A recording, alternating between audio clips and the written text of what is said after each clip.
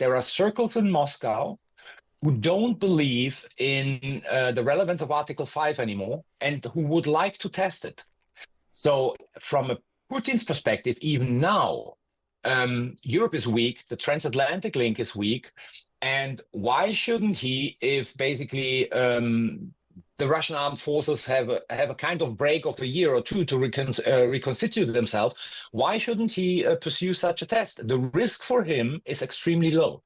Yeah. But the gains are extremely high if he succeeds. Imagine this. In the early spring of 2028, 2 years after Russia has won its victory over Ukraine, residents of the town of Narva in the north of Estonia wake up to a series of explosions and the unexpected sight of a Russian armoured division moving through the streets.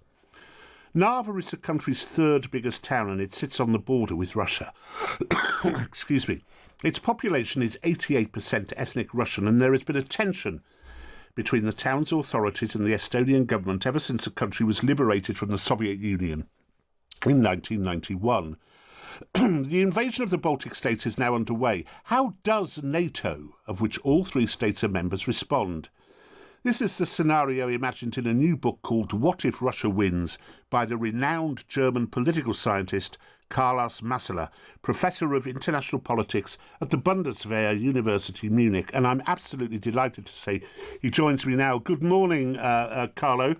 This is a fairly frightening prospect. Yes, good morning, Rod. The idea behind that was to write a scenario thinking about, the worst possible case which might happen if Russia wins in Ukraine. And therefore, I know it scares a lot of people, but we have to think seriously about such a scenario in order also to develop policies how to prevent it. Yeah, you've chosen Narva as the point of tension. I have to tell the listeners and you that I made a trip to Daugavpils in Latvia a couple of years ago, which has also sometimes been seen as a kind of crucible in which the next world war could be formed, given that it's 90% Russian and only 10% Latvian.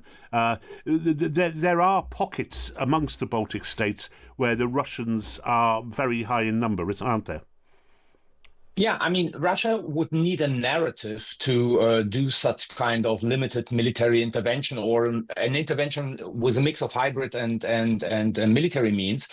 And therefore, Narva or the city you mentioned are perfect cases for Russia to build up a narrative that Russian minorities are oppressed and thereby they have the obligation to protect them. So they move in order to occupy the city. What is behind is basically a political test whether NATO would then invoke Article 5 or not. Yeah, and the crucial question then is, how does NATO respond? And how do you think NATO would respond if there was a false flag attack based on a pretext in, for example, Estonia or Latvia? If you look at invoking Article 5 is a political decision and would basically entail that NATO is ready to liberate a city of 50,000 inhabitants in Estonia, thereby risking a full-fledged military confrontation with the Russian armed forces, which always includes a nuclear component. And if you look at NATO's member states right now, so one can have serious doubts whether, for instance, the US is willing and ready to do this. This is a president which back in his first term already said publicly that he's not going to risk the Third World War for a country like Montenegro. So why should he change his mind and risk this kind of major confrontation for a city in Estonia with 50,000 inhabitants? Well, yeah, you say that, and I'm sure you're right, and I'm sure he will be thinking exactly as you put it. But it's not just Trump, is it? Who you're pretty hard on in the book. It's not just Trump. Absolutely.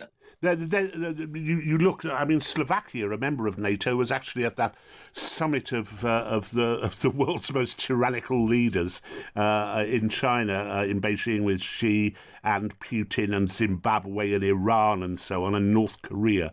There is not much of an appetite in much of Europe, is there? Absolutely.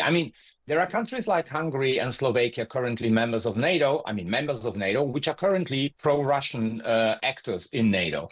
But even countries like Spain or Portugal, one could raise the question, why should they risk the life of the men and women for the liberation of a city which is, I don't know, 3,000, 4,000 kilometers away, knowing that, Russia's war aims are limited, that Russia doesn't want to be in Madrid or Lisbon at the end of the day. So why should they basically risk the life of the soldiers for the liberation of this city? So you have at least 1/3 of NATO countries where I would doubt whether they would be willing to take this risk.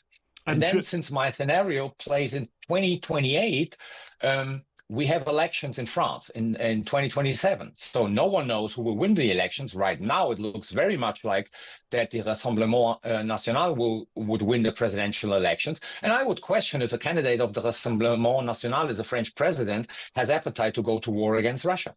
Yeah, mind you, we've been saying that the Front National is going to win the presidency for at least a decade, I think, or at least coming close to it. But is there an appetite in Germany even?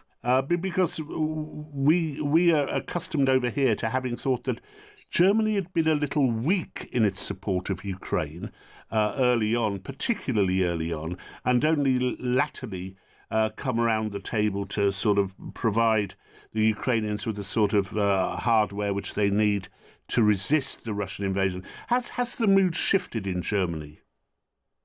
No, it hasn't. And we are speaking at a time where we have a case in point. I mean, there is a lot of debate after the Paris meeting 2 days ago about what is Europe willing to do if there is a ceasefire, if there is a kind of agreement in order to secure Ukraine, in order to deter Russia from a future attack. And the Germans are pretty clear about the fact that they won't send any ground forces into Ukraine. So This is the German chancellor who recently said that the security of Ukraine is incremental for the security of Europe. So if Germany, who considers Ukraine as incremental for the security of Europe, is not willing to put any boots on the ground, and be they in the west of Ukraine, why should they be willing to defend an even smaller country like Estonia or like Latvia from a Russian attack? Just because of the fact that we have a treaty which was signed in 1949, yes. There are serious doubts you can have about that. Well, given what you have in Washington, who we have in Washington, Donald Trump, who insists that he's isolationist but actually isn't, but nonetheless is pretty isolationist when it comes to Europe, and given a third of NATO countries are not in favour of taking action against Russia, and that there are doubts even, particularly, in Germany, but also France. If you're Vladimir Putin, and we ought to accept that he is, whatever he is a rational actor. If you are Vladimir Putin, you are greatly heartened by this, aren't you? Yes, absolutely. I mean, we know a couple of weeks after the German edition of my book came out, the outgoing chief of the External Security Service gave an interview where he basically said there are circles in Moscow who don't believe in the relevance of Article 5 anymore and who would like to test it. So from a Putin's perspective, even now, Europe is weak, the transatlantic link is weak, and why shouldn't he, if basically the Russian armed forces have a kind of break of a year or two to reconstitute themselves, why shouldn't he pursue such a test? The risk for him is extremely low, but the gains are extremely high if he succeeds. Yes, this is the problem with having a democracy, isn't it? I suppose, which is at the heart of all this, that tyrannies can act with impunity from their own citizens. They can do what they like, whereas we are beholden to, the Social Democrats in Slovakia and Viktor Orban in Hungary, and that this is the thing which weakens what should be an alliance against an aggressive neighbour to the east. Well, I would contradict that a bit because, we're talking now on a British radio show. Democracies where the political systems who basically won the two most important and most dangerous battles in the 20th century, the one against fascism and the one against communism. Yeah. But the precondition is that democratic societies, the societies, not only the politicians, see the need to defend their way of life, to defend basically their political systems. If we reach that point, I don't think that the future is that bleak. But right now, at the moment, most of our societies are not resilient enough and are not ready to pay the price such a major confrontation would entail. Is it not the case that we have been assuaged by years of peace and affluence? Yes, absolutely. I mean, we come out of 30 years of peace where no one even really thought that this is realistic to have a peer-to-peer confrontation in Europe again. And then secondly, we've been lazy buggers because for 70 years we were relying on US protection and US security protection. And now we wake up basically with a US who potentially doesn't want to provide this kind of protection any longer, and we're facing a major threat. So our time to basically become more or less able to defend ourselves is really shrinking and shortening. If we take it seriously, what almost every security service over the past year has said, that Russia by 2029 is ready, if it wants, to attack a NATO country. I mean, you're tough on Trump. In your book, but it has to be said that the wake-up calls issued by Trump and indeed J.D. Vance to the West about looking after its own interests and looking after itself surely welcome and surely were needed. Yes, of course. I mean, Trump, in that respect, is the external push we needed in order to basically get into gears. The question now is whether we have understood this message really seriously and whether we basically put our money put the mouth where the money is. If we take the consequences. And there I have some doubts with some countries if they're really, I mean, they signed up for 3.5% defense expenditures at the late NATO summit. I'm looking forward whether they really stick to that. Yeah, or indeed push it forward to 5%.